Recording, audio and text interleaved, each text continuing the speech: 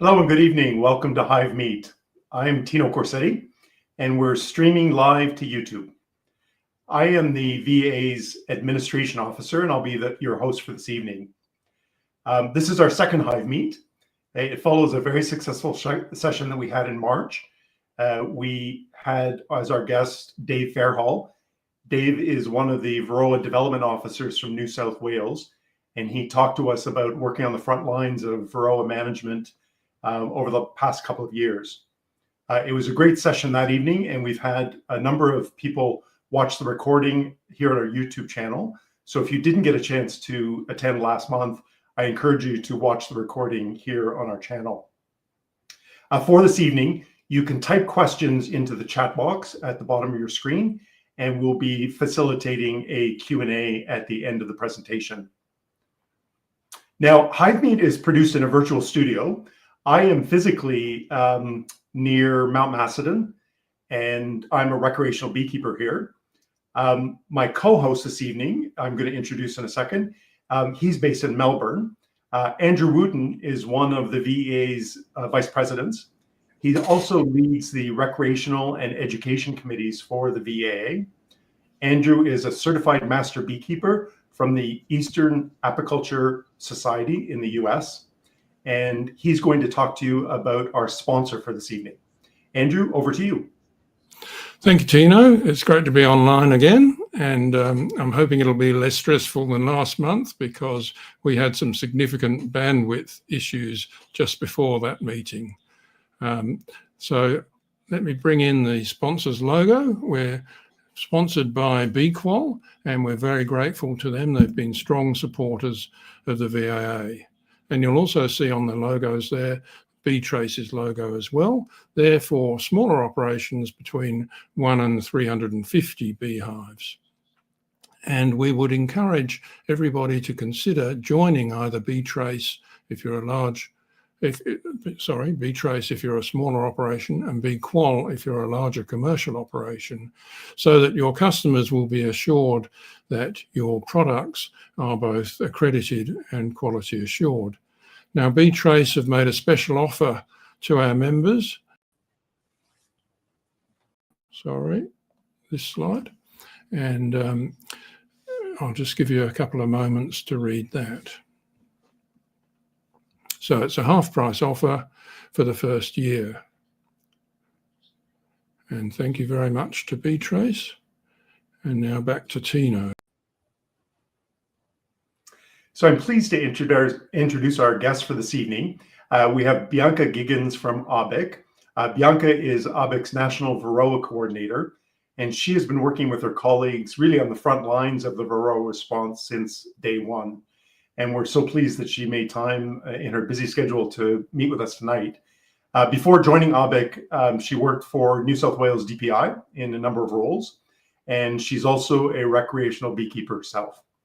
At the end of the presentation, as I say, we'll have a Q&A. So please feel free to type in your comments or questions during the presentation, and we'll have that Q&A after the presentation. So now I'm going to turn it over to you, Bianca. Hey everyone, thank you. Thanks so much for having me. It's a real pleasure to join you. Thanks to the VAA and thanks to BQual for obviously sponsoring it. Yeah, look, as was mentioned, I'm the VAA coordinator for the Australian Honeybee Industry Council. So my position is funded by the Transition to Management program. And I wanted to just highlight that a key takeaway that I'm aiming for this afternoon is to actually just give the industry an idea of what are the successes of the extension and engagement program component of the T2M program. So our team across Australia is going to be outlined in this presentation. And I want you to understand what they can do for you and why we want you to reach out to them and help you, the humble Australian beekeeper. So I'll just flick to the next one. So I'm doing two things at once here. So all transition to management programs in any capacity have a skeleton of what they're supposed to entail. And one of those inclusions is extension officers in some capacity. ABIC lobbied at the time we transitioned to manage while we were building with the team for what the transition to management plan would look like for VAA. We lobbied really hard at that time for an extension officer network to be included and retained in the structure of the plan. And after lots of explanations, lots of advocacy, we were successful. So it was approved that would be included for Varroa development officers across Australia. And fundamental to that as well is that originally it was only going to reach the New South Wales beekeeping industry. So to have that spread out across the country has been a really big achievement. So I just wanted to touch on some experience that I've had in terms of understanding what extension engagement is. And I was lucky enough, it was a long time in the making, but the trip finally occurred in early September 2023. It was an AgriFutures Australia funded immersion tour into New Zealand with existing bee biosecurity officers at the time from around Australia. That trip was amazing. We met with several beekeepers and industry experts and leaders, and especially some people from the Ministry for Primary Industries in New Zealand. We really just wanted to chat to those beekeepers and observe what they had felt was successful when New Zealand decided to transition to management, and what sort of details we could come back with to extend that back in Australia when we returned, just in case. And so happened that we did transition shortly after we got back. But what we learned about those beekeeping experiences in New Zealand was that beekeepers gained a really big, immense amount from transition to management workshops, and they gained a lot of information out of training days and engagement with apiary staff, which then forged really strong relationships and ongoing education and support for their industry after Varroa, post-transition. So they've been living with Varroa for 20 years. We were really lucky to be able to examine that in the field and have a discussion with them to learn from that experience. So we came back to Australia and transition to management occurred, which was sad, but it was a necessity of the time. And so in that process, looking at how transition to management staff, including engagement officers, were to come about, we looked at across the country at what the level of registration of beekeepers was, so the scale and size of the industry in particular parts of the country. And that data that you can see is roughly from November, December 2024. We use this data in a similar field from the time to drive a decision-making around the establishment of staffing for the T2M activities. We lobbied really hard at this stage too for exceptional circumstances, and that meant that we knew at the time that a 12-month regular transition to management was possibly not going to be long enough. We weren't sure if the effort to slow the spread was going to be that successful that we potentially wouldn't have any Varroa development officers around when Varroa did turn up in other states. And so we lobbied long and hard again, and we were successful in having an impact on that process, where the extension of the transition to management program went from the standard 12 months to 24 months. And that means that at this point in time, in April 2025, we're just over the halfway mark of the T2M project. And as we know, Varroa is present New South Wales, Queensland and Victoria. And so the Varroa development officers embedded across each state is a really key component to slowing the spread and helping industry with soft landing, learning to live with Varroa. I wanted to touch just briefly on the makeup of the Australian industry, how we contribute ourselves in the cost of the transition to management and the Varroa response in general. So it might not make total sense. I'll just try and put it into really simple terms. The Emergency Plant Pest Fund is the fund in which is covering the cost of not just the response eradication effort, but the Varroa transition to management program, of which the Varroa development officers are a part of, and myself. So how does this money come about? It's identified the 26 affected parties of the Varroa response, and that is made up of a combination of federal and state governments, and also 16 plant industries, of which the honeybee industry is one of those. Now, how we contribute is through our levy system. So the honeybee industry overall, for the entirety of the cost of the plant pest response for Varroa, we're contributing about 1.1% of the overall cost, which is quite small in consideration of some of the other plant pest, the plant industries that are involved in this response. And I can give you one example of apples and pears contribute about 4%. So if you look at the activities of the response, it's really important to understand the benefit to the honeybee industry versus the overall percentage of the cost that's being contributed.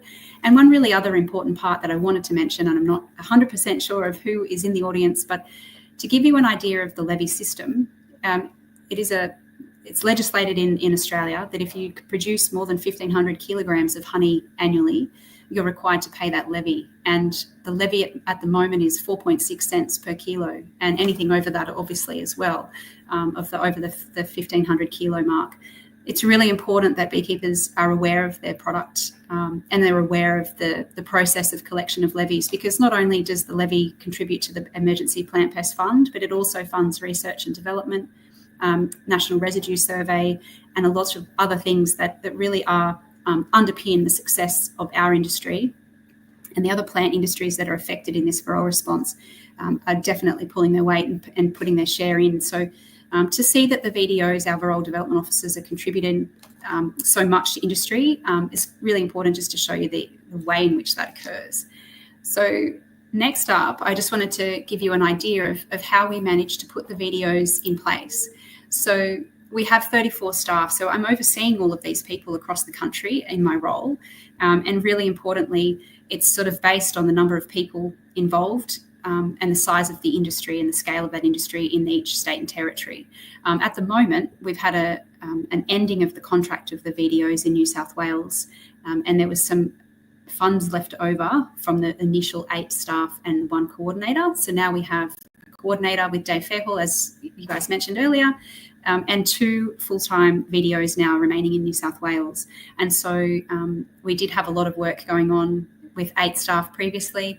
The same beekeeping industry is there in New South Wales. We've just managed to extend the time for the New South Wales team. So importantly, in the budget, when we extended the T2M to 24 months, we were not able to extend the value of that original 12 months. So it's important to understand contracts were put together based on a 12-month program, and we're doing our best to manage the staff. And you can see that some of the part-time staff there represent that really strategic spending of the amounts that we've been provided to get this extension and engagement underway.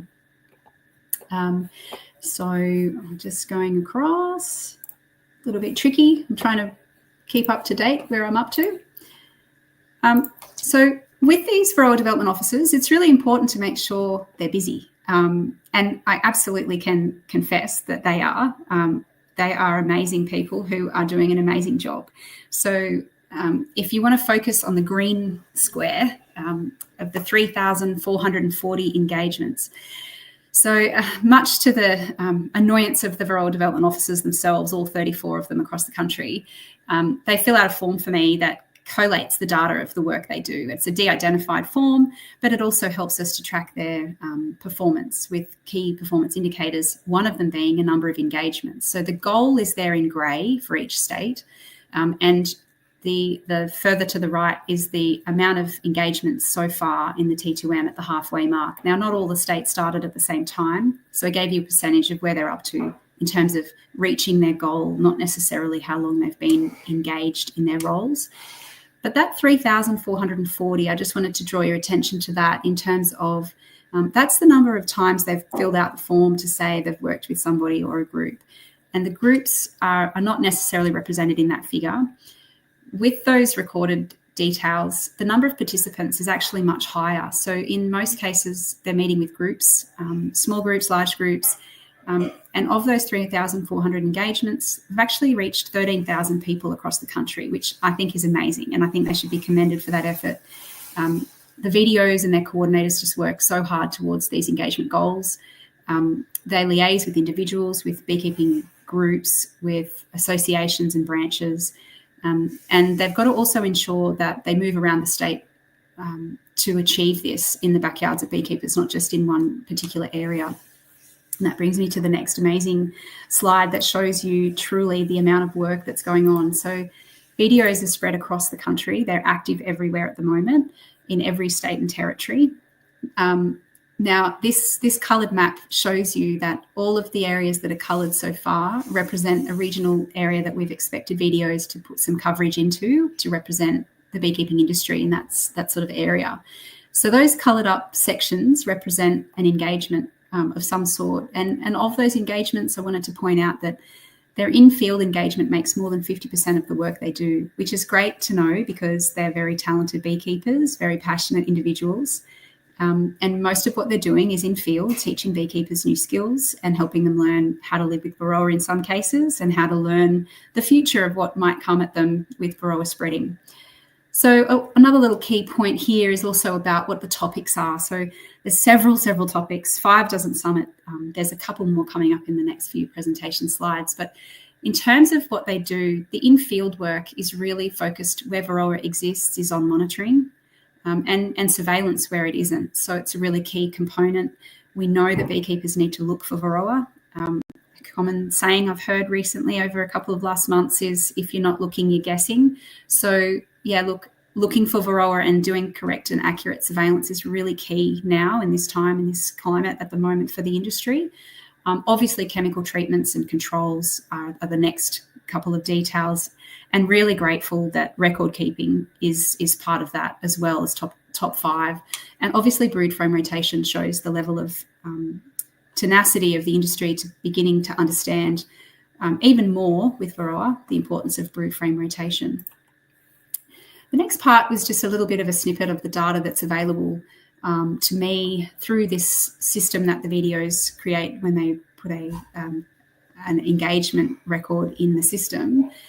So I wanted to break up what's happening, and I thought I'd get some interesting information about, some states are doing something different, but that wasn't really the case. But I was still really glad to see that alcohol washing is predominantly the conversation that's happening and the demonstration that's going on from video to beekeeper. And I'm really proud to see that. I'm glad to see that of all of the efforts, the top 3 most active surveillance or monitoring techniques are really well adjusted and very well demonstrated, so that we are happy to know, deep down we've got confidence that the industry is looking for Varroa. Finding Varroa is the first step in learning to live with it and manage it. So I'm really glad to see in New South Wales that alcohol wash is representing also not just of surveillance for beekeepers who perhaps haven't found Varroa yet, but more importantly, monitoring the levels of Varroa to understand better how to manage it.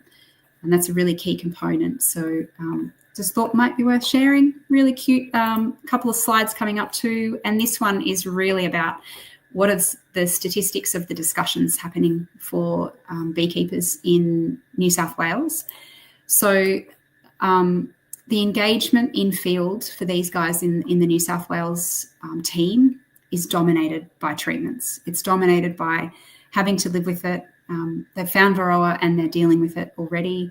In many cases, there's, you've heard from Dave Fairhall last week about what's kind of happening on the ground.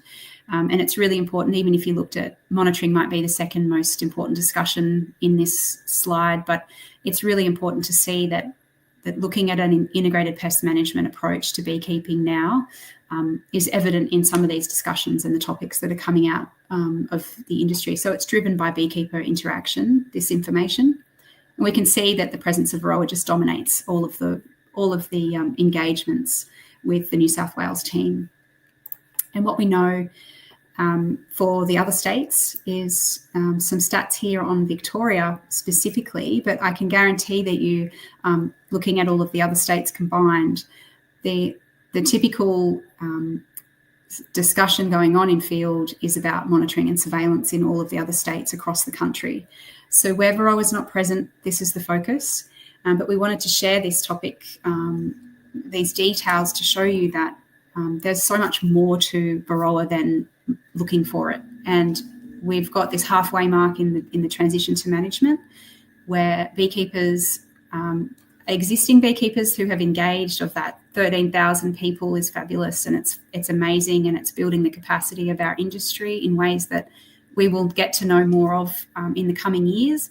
But certainly, if you haven't engaged with the Varroa Development Officer in the time you're at now, we're at the halfway mark, especially for the Victorian group. I'm about to show you some info about how far along they are and the amazing work that they've done. And we should be super proud of the video team that's been managed in Victoria specifically. You guys have done a great job. There is 10,000 registered beekeepers in Vic.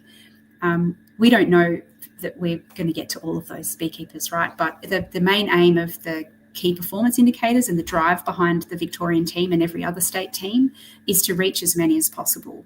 So they've actually got to 42% of their target, and they're halfway through their time in this transition to management.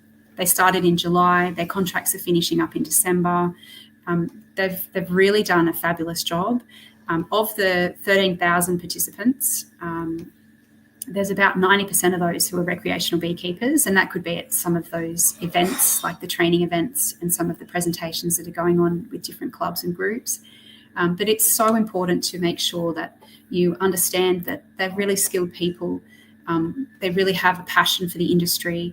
They've got a great way of working with beekeepers respectfully, and with a lot of dignity, to be able to talk to them about your fears, talk to them about what you are worried about in terms of your skills and your knowledge for Varroa. So one of the things I'd like to share is a bit about what the team does. So over the group nationally, we meet on a regular basis, and in those meetings we use the information that's coming from all of the teams collectively to share what's happening on the ground, to share the collective knowledge between a lot of the groups. So New South Wales, obviously dealing with Varroa, and the beekeepers that are in the team, learning from each other about the experiences, about what's happening now, how they connect with beekeepers, the skills they've learned as a Varroa development officer, but how they've gained and what they know is positive outcomes for the industry that they've talked with.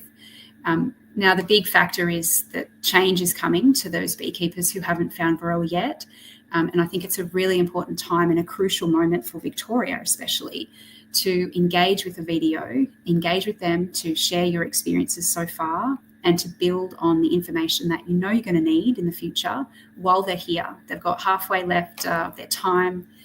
It'd be really great. This team's dedicated and they're passionate, and it wouldn't be a decision that you would regret, I don't believe. So I wanted to share with you some of the context of information, and this is really just to support the wide range of topics that VDOs are across, that they are able to share with industry, and this new information that's being sought by beekeepers post-Varroa. It's driven by the industry inquiries and requests, and if you take a look at some of those details, if you don't have Varroa now, these are the details and the kinds of things that are likely to cross your mind and have crossed mine in my journey living with Varroa. It will become part of your new normal to think of these specific details, the complexities of them, and how they interact with your bees and your livelihood, if it is your livelihood. And I can't stress enough that living with Varroa is going to make you a better beekeeper, as long as you're willing to learn and you're willing to take on new skills and knowledge along the line. And because it's such a complex change, Varroa has brought about a bit of different flavour of the Varroa Development Officer engagements recently. And the teams across the country have developed what we're sort of terming a treatment plan template for beekeepers. They use these templates in sort of one-on-one or small group in-depth discussions, and they use them to understand a little bit more about what an existing beekeeper practice might be, and they tailor that information existing to the conditions and the expectations if we were to add Varroa management on top of that. And that means that it gives a bit of a comprehensive, practical overview of how to live with Varroa. Once you've maybe been to a transition to management workshop, you're then going to think, how am I going to apply this practically? And it's this treatment plan template that gives you a comprehensive, practical overview of Varroa management and integrated pest management strategies for you, for your beekeeping experience, and for your future. When it's not present, you can get started and make one together with the VDO. And then when you do have Varroa, you've got something really tactful and tangible to rely on when you start to learn that process yourself. So in the coming weeks, we're going to finalise some of this documentation.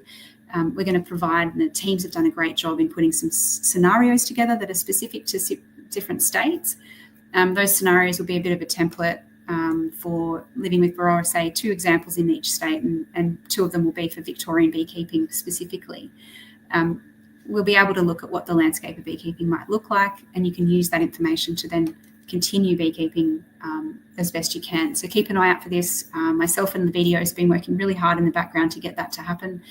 And nominate yourself to get onto that QR code or check out the varroa.org.au/video part of the website and make contact with a video close to you so that you can learn while they're here everything that they have to impart with your assistants. So bring them into your world, because they are definitely going to change for the better your beekeeping skills. And that brings me to my last slide, which is a big thanks. I haven't got any lollies to hand out, but if beekeepers can see Varroa on those bees, you've won a prize. You've got good vision. So if you guys want to like zoom out for that one to be a bit bigger than me, because you don't need to see me. There's a bunch of Varroa sticking all over those bees. That should scare you a little bit, but yeah, this is a pretty heavy infestation. And look, I don't think we're going to be naive. We need to be really honest with ourselves that Varroa is inevitably going to spread, and we've got these people here now looking for you, coming out to help you. So yeah, get in contact with your local Varroa development officer. And that brings me to the end of my presentation.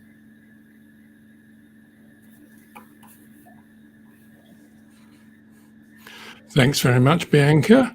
We've had some questions coming in, so we'll bring those onto the screen for you. And let me just do just that. Here's the first of the questions. What test would you use if your hive is low in numbers and struggling? Yeah, okay. I think you need to consider we've got some research or some anecdotal information out of what's happening in New South Wales, and a few people that I know personally have done some different tests without a lot of rigour, but it's been quite common to find that a sugar shake is not finding as many Varroa in the process as an alcohol wash. Now, if your hive is struggling, there's lots of other things in the background that you might need to address, and certainly I encourage beekeepers to understand lots more about pests and diseases and the complexities of running healthy colonies. But in terms of looking for Varroa, if you have a struggling hive and you have got Varroa, you're absolutely best to look for it in some way or fashion. So there are some really key parts of monitoring that you need to follow to make sure that you're getting as an accurate result as possible. Do what is more comfortable for you to do. If you're not comfortable with an alcohol wash for any reason, don't use that method, but follow the process in the stacks and stacks of resources in the Transition to Management website that gives you a rundown of how to do alcohol wash, soapy water wash, and the sugar shake method. If your hive is struggling, it's probably not going to survive Varroa, right? I can make that bit of an assumption. If you want to find Varroa and deal with that, you're going to have to sacrifice 300 bees in one of those samples to look for it, to understand what it would be at. It's still very important to look for Varroa, even if the hive is struggling. In fact, it's probably more important to do it when they're struggling. Do a method that works for you, be consistent with that method, and follow through with the recommendations in some of those resources that exist. Okay, and here's the next question. Are there plans to expand the online resources, particularly the content from the full-day workshops?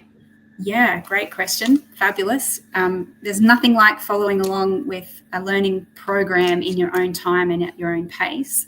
It is absolutely happening. So I'm not in charge of the education component of the T2M, but I do work closely with Nadine Chapman, who is managing that part and coordinating that part, and definitely the learning resources are available online. So go to that website. As I said, I feel like I'm going to say this a million times tonight probably, but varroa.org.au, there is a stack of resources in that website.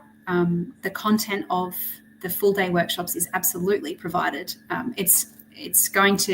There'll be links. It's actually hosted through what we would have had for the old Bolt training, so within the PHA webpage, but you can find it all through varroa.org.au. It is available and you can do those modules yourself. The full day workshop sits in, I think it's like a 6 to 9 hour time frame, but you can do them in your own time. You can log in, do some, come back later and do more afterwards. So that is a great way to access some of that information, definitely.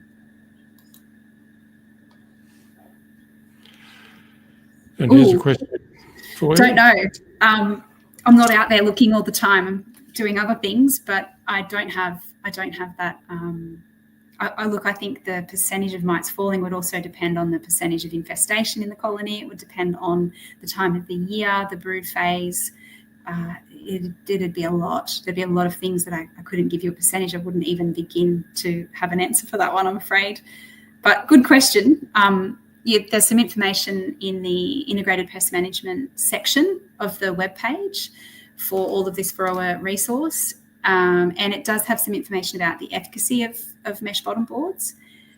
If that's what you're looking for, have a squiz through that section of the webpage for the integrated pest management guide. It's got a bit of a structure to it around efficacy of different treatment options for Varroa, including things like mesh bottom boards.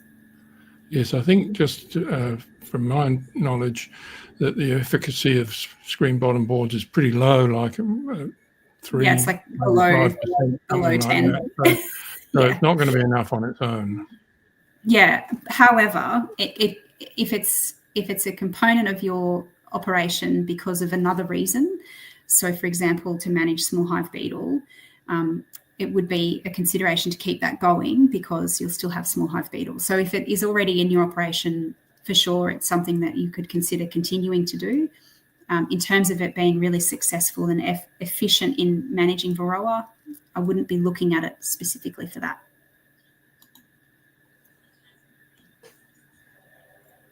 How are the New South Wales beekeepers in the regional eradication zones faring? Oh, yeah. Well, I'm one of them. So from my experience, yeah, look, there's a lot of trauma. There's a lot of sadness associated with that time in the eradication effort. But what I think is really important is leaning on the community around you. I think that's what's absolutely what happened for a lot of the, say, the Hunter Valley beekeepers, the Kempsey beekeepers who were caught up in many of the red zones from New South Wales, that whole area of the central coast of New South Wales as well, north of Sydney. It was very challenging and very tough, and being able to have bees again is part of that healing process. A lot of beekeepers are still connected by what they've experienced together collectively. And I think just the other day took for granted the fact that you've just sort of got to keep going. You've just got to keep treading on through learning to live with Varroa. We've got hives back now in all of those regions if we want them. And yeah, open to changing the way that you beekeep. Yes, many beekeepers are rebuilding apiaries. Lots of queen breeders are rebuilding apiaries. There's a lot of research happening in this space here in this part of the coast. So for viewers at home, I'm based in the Hunter Valley, and I have been the whole time for Varroa. And yeah, it's been challenging, but it has been really, in some ways, nice to be supported by the community around you. And I'm sure that there are other beekeepers that maybe I'm not connected to that have rebuilt their colonies and are learning to live with Varroa. I've heard heaps of people even picking up beekeeping for the first time in the old red zones, which I think is really great. And they've been reaching out to videos for assistance, which I think is also fantastic. One of our Victorian videos has jumped in with a quick answer to the previous question. So there you go. Tony. Yeah. Thanks, Tony. Yeah. Yeah, like it's not always going to be the best option for Varroa, but it might be something you're doing already. And that's fantastic. Now, here's a question from somebody called Andrew Wooten. Oh, thanks, Andrew. Look, yeah, does ARBIC have resources to replace the gap when video programs shut down? The answer is no. ARBIC doesn't have those resources. What we're doing in terms of paving the way and establishing opportunities in the future is this data collection that's going on with the Varroa Development Officers already. It's understanding the size of industry that has been reached by the extension of the Varroa Development Officer program, and talking constantly with state agencies to help them understand the need that is going to be there. Let's face it, we haven't really had a lot of spread, and it's sad that it's spread, but it is an inevitable opportunity for Varroa to do what it's got to do. And yes, we have been having very consistent conversations with our video group, who are all embedded in government agencies, really promoting the fact that their value is almost immeasurable. and that the ongoing contribution from state agencies to support those staff in some capacity to then support the industry moving forward is absolutely what we're after. We'd really like to see that happen. And look, it's happened in New South Wales already. Their 8 videos have been reduced to 2 and a coordinator. And that meant that, the state of New South Wales was less quite a few fabulous people. New South Wales Treasury has provided funding for 3 new bee biosecurity officers in that state to support the beekeeping industry, which is fabulous. If we can see something of that nature happen in other states as the T2M is wound up, definitely a very good outcome. We also get those videos to chat with their apiary staff in their existing jurisdiction. They work in hand with them. And as we're getting closer to the end of the transition to management, there's a real push for them to effectively hand over the information that's there and the knowledge. So we started that already. We've been doing that pretty much from the time that the videos have been engaged in their roles, working with any apiary staff in that state. And perhaps one last question for you, Bianca, if you'd like to look into a crystal ball. Our preparedness for triple ALAPS mite. I'm not going to pretend to know everything about triple ALAPS mite or the experts in our country that may know a lot more than me, for sure. What I can say is that for all of the exotic plant pests and honeybee pests that exist, we would be expecting that there is a contingency plan. And there isn't a contingency plan for everything, but there certainly was a contingency plan for Varroa. And there is one in place for triple ALAPS mite. It's very outdated. It's dated 2012. So recently, ARBIC Executive had a fabulous workshop down in Canberra, and we worked all the way through the existing contingency plan for triple ALAPS mite. That plan that exists in whatever format is used during a response to formulate the plan to eradicate. And that was what happened with Varroa. There was a contingency plan, and it was used to formulate the plan to eradicate. With trophy mites, we've realised in that workshop that there are some gaps. There's some information in that really mimicked the Varroa response. ARBIC Executive are working really hard at identifying what those gaps are, how we're going to address our learnings from Varroa. That document is under review. It's going to take a little while. But we've got some people involved to be able to come up with a draft. That draft has got a lot of eyes to go across it, including ARBIC member bodies, including lots of other experts, PHA and all of the jurisdictions in their biosecurity preparedness teams. So it's a little way off, but certainly that preparedness is there. We're still looking for triple ALAPS in our national bee pest surveillance program across the country. That is still one of our top pests for priority surveillance. And some of the methods that we look for Varroa also find triple ALAPS, like the alcohol wash. So there's, and potentially drone uncapping, which is done a lot more in the space of the surveillance programs, not necessarily by individual beekeepers. But yeah, we've learnt a lot from Varroa, and I think that trophy mites are absolutely the next closest crocodile to the boat, if you like to put it. And we've started a pretty long journey of bringing that all together for our preparedness. Okay, I'm going to ask one more question that's come in, because I think it would be very interesting to hear your views on that, or your knowledge on that. Clubs lost members. I think it may, look, I don't have exact figures because I haven't recently been to any of my local club meetings, but yes, there was a drop in some of those club attendees, I suspect. But yes, membership, you'd probably be best to ask someone from the Amateur Beekeepers Association to get more information about that particularly. But I think with beekeepers returning to beekeeping in the old red zones, I think that now's the best time to be joining an amateur club or your commercial organisation or APRIS association in your state, because they are the structure of our industry and they are the ones that are your voice. So yeah, if you've got a chance to join a club, if you were before, or you've just taken up beekeeping and you aren't now, you should absolutely be a member of a club or an association, because they are your people. and they will help you through this journey living with Varroa that you're most likely to face in the next few years.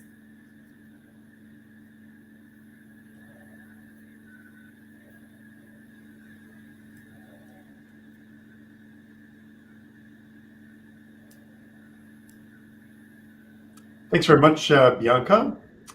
And now I think, Andrew, you're going to introduce our VAA update.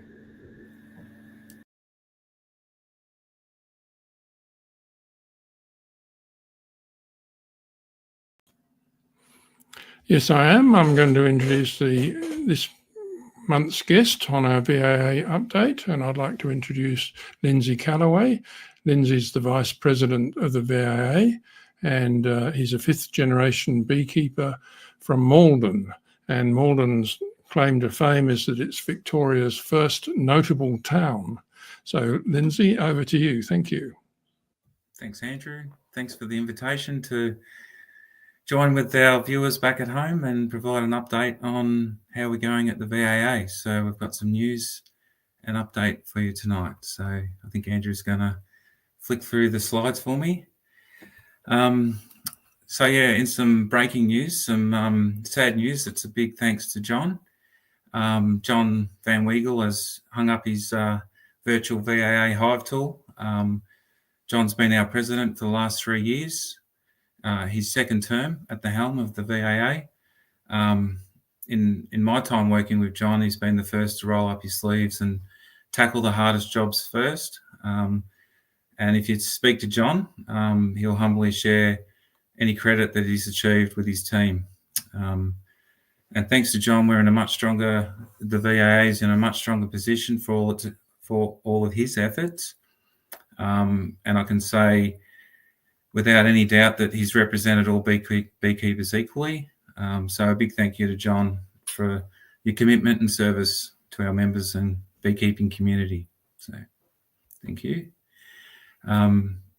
So tonight I'm going to touch on this amazing HiveMeet program, our upcoming VAA conference and AGM, touch on the generous sponsors that we're receiving for the conference, biosecurity and education update, government outreach, the VAA brand project, rebrand project, and some upcoming merchandise. So big congratulations to Andrew, well supported by Tino. Obviously, this is our second HiveMeet program. We hope to run this every month for indefinitely, every Thursday, first Thursday of every month. So hope you're enjoying the show. Next slide, please.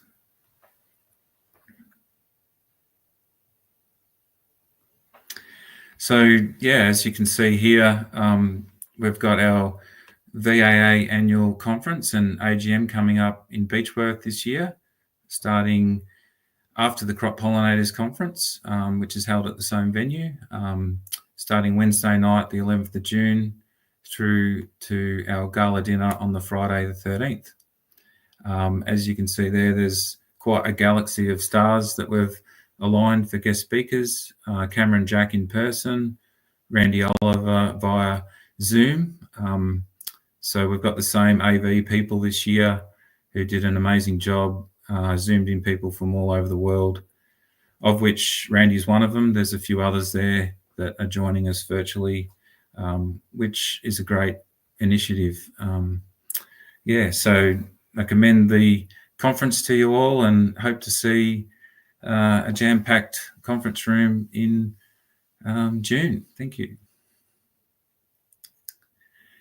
And the next two slides is a bit of an overview of the sponsorship, how it's going. We're all working very hard behind the scenes. Phil McPherson is leading the conference planning committee, and we've got a few other subcommittees, of which one of them is sponsorship. So you can see that that we've sold off a lot of the sponsor packages. We're still open for business. There's a couple of big ones at the top. We've tailor-made a few things. We're very collaborative and supportive of our sponsors. We look forward to promoting them as we lead up to the conference and provide some thanks for their generous contributions. So, and the next slide will show that we've got a few more there to sell. Obviously the trade stalls will probably sell out. We've got our regular raffle prizes, which should be a load of fun. So yeah, look forward to seeing all our sponsors there and yeah, talking all things equipment and treatments and beekeeping. So thank you. So there's a few projects in the mix. A couple of them are again led by Andrew and his team at the education arm of the VAA. So the education team received a grant for the video equipment. That's been moved around the state, and some footage has been taken at the Bendigo branch. At the recreational conference last weekend, there was an amazing world-class array of speakers, which Andrew and the AV team were able to capture, and that will all be uploaded onto our YouTube channel at the VAA. So amazing work there. And also the board has been reaching out. We've put out a press release. We've had a commitment from the Minister of Agriculture for a catch-up, a meeting with them, and we've got a really good ongoing relationship with Agriculture Victoria. So yeah, it's all very, very positive. So next slide. I hope you've all been noticing and seeing our quite modern and updated VAA brand. The rebrand project is coming up to 12 months. It's giving the VA one look, one feel, one voice. It's uniting all sections of the VA operations. We've got commercial, recreational, educational, and you can see all our branches there, and the ever important resources down the bottom. So it's exciting times to see this come to life. We're still learning to play with it and learning to use it. So yeah, we're excited to see it come to life. So thanks, Andrew. And a big part of our rebrand project is the campaign that I'm a beekeeper and we're beekeepers. So it's to honour and acknowledge that it doesn't matter if you've got one hive or 100 hives. We believe that we all love bees the same. We all respect bees the same, and we all love what we do. And yeah, being a beekeeper is a pretty special thing. So thanks, Andrew.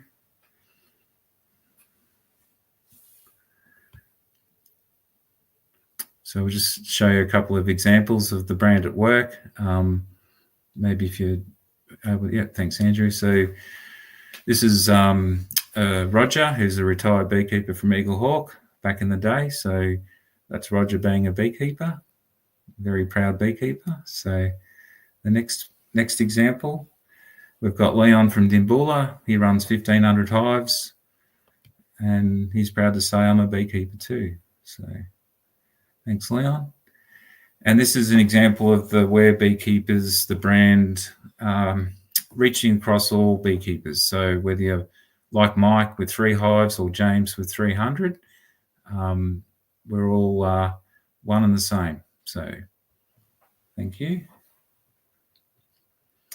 And upcoming, we've got a social gathering led by the commercial section of the VAA. That's on the 3rd of May, scheduled to be at the Newbridge Hotel. So we hope to see any semi or commercial beekeepers drop in for dinner, a drink, a chat, and yeah, from 6 o'clock onwards.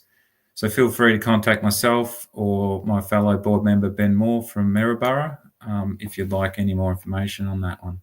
So thank you. And Tino's been hard at work behind the scenes. He's been building an online merchandise shop. So yeah, you can see there we've got a few items that are going to go live soon. So we'll be able to turn up to the conference all kitted out in our I'm a Beekeeper merchandise. So look forward to buying a few shirts myself. So thank you. So that's the finish of my little wrap. I appreciate the opportunity to join with you tonight. This is the VA, One Home, One Voice, One Guardian for beekeeping in Victoria. Thanks, guys. Back to you in the virtual studio.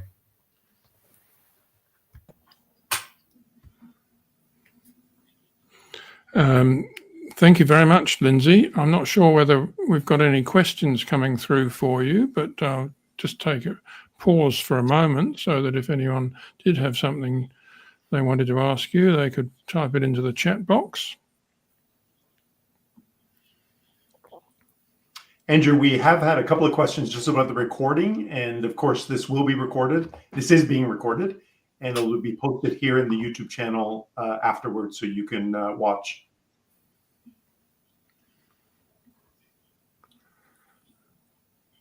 Okay, well, we've been going for 51 minutes and we've had 34. Oh, here we are.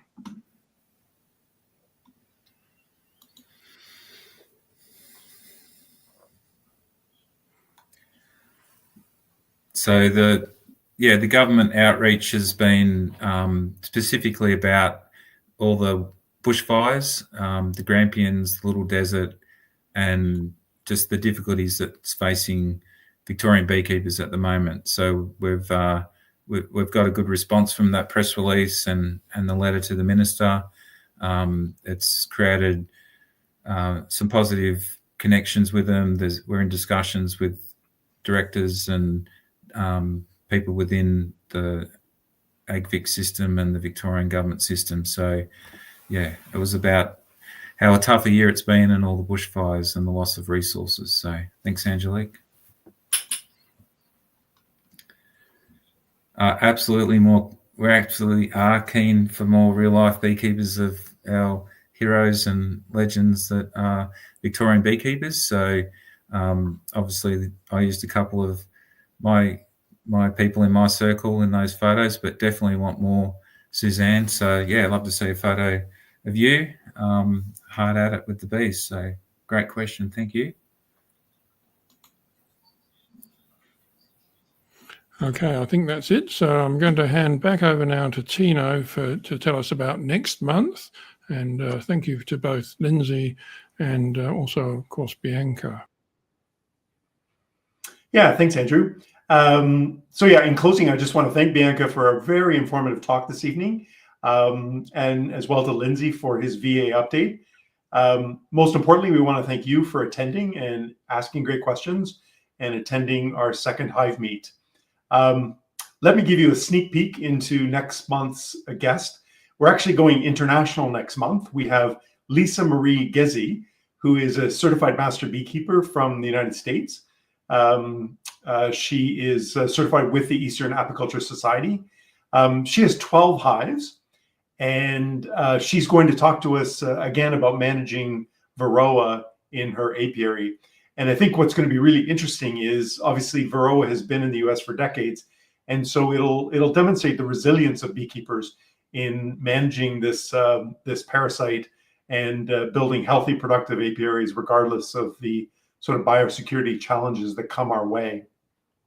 Our goal with HiveMeet is to create a virtual space where we can build and nurture a sense of community amongst beekeepers. And as Lindsay said, whether you have 1 hive or 5,000 hives, this is a space where we can come together and learn from beekeeping experts and learn from each other.